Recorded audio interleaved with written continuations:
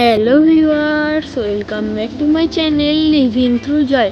আজ আমি তোমাদের সাথে আরও একটি নতুন রেসিপি শেয়ার করব, তো চলো দেখে নিয়ে যাক। আমাদের কিছু বোনলেস চিকেনের উপর সামান্য পরিমাণে নুন, রসুন বাটা, আদা বাটা, হলুদ গুঁড়ো, লঙ্কা গুঁড়ো, সামান্য পরিমাণে লেবু রস ও তেল ও পেঁয়াজ দিয়ে ভালোভাবে ম্যারিনেট করে রেখে দিতে হবে 8 ঘন্টার জন্য।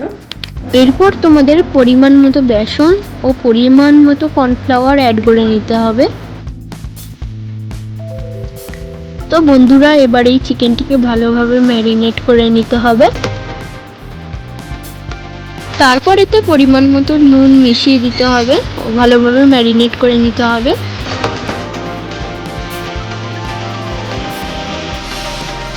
তারপর কড়াইতে তেল দিয়ে তেল গরম হয়ে গেলে তার মধ্যে ম্যারিনেট করে রাখা চিকেনগুলি একে একে দিয়ে দিতে হবে ও লাল লাল হয়ে যাওয়া পর্যন্ত ভালোভাবে ভেজে নিতে হবে।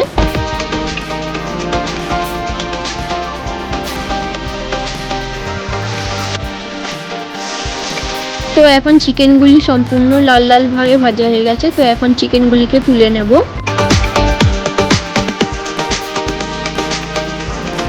তারপর বন্ধুরা, আমাদের এখানে একটি সসের ব্যাটার তৈরি করে নিতে হবে। ব্যাটারটির জন্য আমাদের এখানে লাগছে বন্ধুরা 1 চামচ সোয়া সস, 1 চামচ চিলি সস ও 3 চামচ টমেটো সস।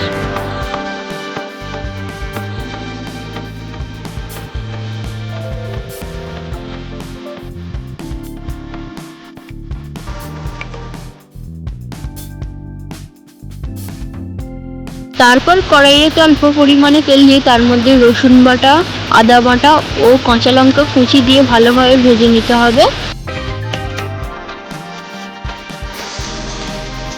কিছুক্ষণ ভেজে নেওয়ার পর এর মধ্যে পরিমাণ মতো নুন ও পরিমাণ মতো চিনি দিয়ে দিতে হবে ও আবারও ভালোভাবে ভেজে নিতে হবে। তারপর বন্ধুরা, আগে থেকে তৈরি করে রাখা সসের ব্যাটারটি দিয়ে ভালো মতো নেড়ে নিতে হবে। তারপর বন্ধুরা, এর মধ্যে আগে থেকে ভেজে রাখা চিকেনগুলি দিয়ে ভালোভাবে নেড়ে নিতে হবে।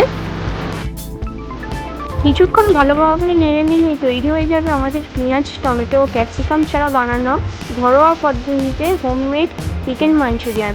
তো এই রেসিপিটি তোমাদের কেমন লাগলো তোমরা অবশ্যই কমেন্ট করে জানাবে।